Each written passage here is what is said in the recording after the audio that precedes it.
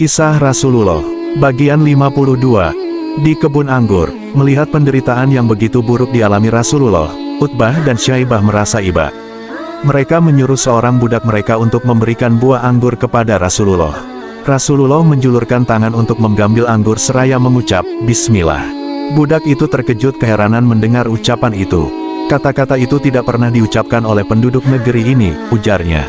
Kemudian, Rasulullah bertanya kepada sang budak siapa namanya dan dari negeri mana dia berasal, serta apa agamanya. Namaku Adas, aku berasal dari Niniveh di Mesopotamia. Aku beragama Nasrani. Rasulullah kemudian berkata lagi, dari negeri baik-baik, Yunus bin Matta. Dengan rasa heran yang lebih besar daripada sebelumnya, Adas bertanya, dari mana Tuan tahu nama Yunus bin Matta? Dia saudaraku, jawab Rasulullah. Dia seorang nabi dan aku juga seorang nabi. Mendengar itu, hati Adas dipenuhi rasa haru yang menyengat. Tanpa berkata apa-apa lagi, dia mencium kepala, tangan, dan kaki Rasulullah.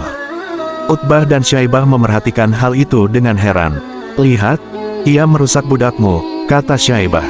Ketika Adas kembali, mereka bertanya dengan marah. Mengapa pula engkau cium kepala, tangan, dan kaki orang itu? Itulah laki-laki yang paling baik di negeri ini, jawab Adas. Ia mengatakan sesuatu yang hanya diketahui oleh para nabi.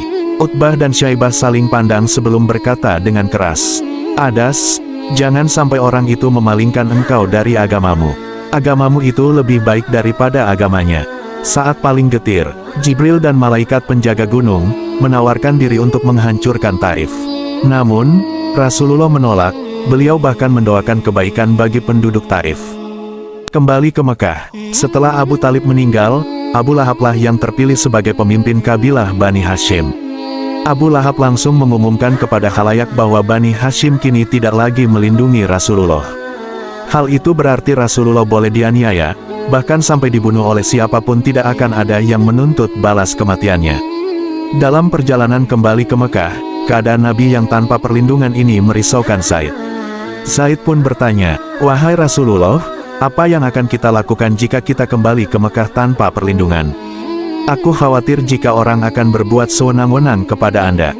Rasulullah menatap Zaid dengan pandangan menghibur sambil berkata dengan keyakinan penuh. Allah akan melindungi agama dan Rasul-Nya. Tiba-tiba di luar Mekah, melalui seorang penduduk, Rasulullah menghubungi Al-Ahnas bin Syarik untuk menanyakan apakah ia mau memberi perlindungan. Namun, Al-Ahnas menolak. Rasulullah kemudian menghubungi Suhail bin Amr dari Bani Amr bin Luay, tetapi ia juga menolak. Akhirnya Al-Mutim bin Adi bersedia memberi perlindungan.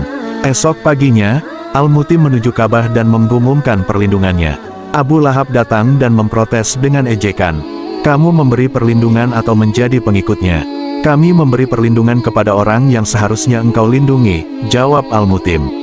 Suatu hari, Rasulullah pergi ke Ka'bah. Abu Jahal melihatnya dan berseru kepada sekumpulan orang Quraisy dengan nada menghina. Wahai keturunan Abdu Manaf, inilah nabi kalian. Menanggapi olokan itu, Utbah bin Rabi'ah berkata, peduli apa pula engkau, apakah kita ini mempunyai seorang nabi atau raja? Rasulullah mendekati keduanya dan berkata, wahai Utbah, demi Allah ucapanmu adalah tanggunganmu sendiri.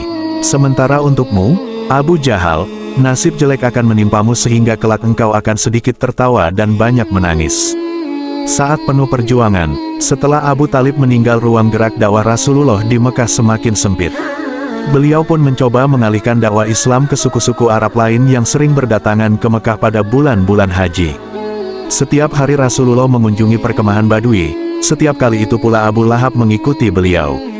Setelah beliau beranjak pergi, Abu Lahab mendekat dan berkata, orang yang tadi hanya ingin menukar kepercayaan Anda kepada Lata dan Uzza, serta jin-jin sekutu Anda, dengan agama sesat yang dibawanya. Seorang pemuka kabilah Badui pernah bertanya kepada Rasulullah, kalau kami jadi pengikutmu dan Tuhan memberimu kemenangan menghadapi lawanmu, apakah kami akan berkuasa setelah Anda? Rasulullah menjawab, kekuasaan adalah pemberian Allah ketika Ia menghendaki. Dengan muka masam, pemimpin kabilah itu berkata ketus, dugaan saya, Anda ini mengharap kami melindungi Anda dari orang Badui dengan dada kami, lalu kalau Anda menang orang lain akan memetik untung. Tidak, terima kasih. Bersambung.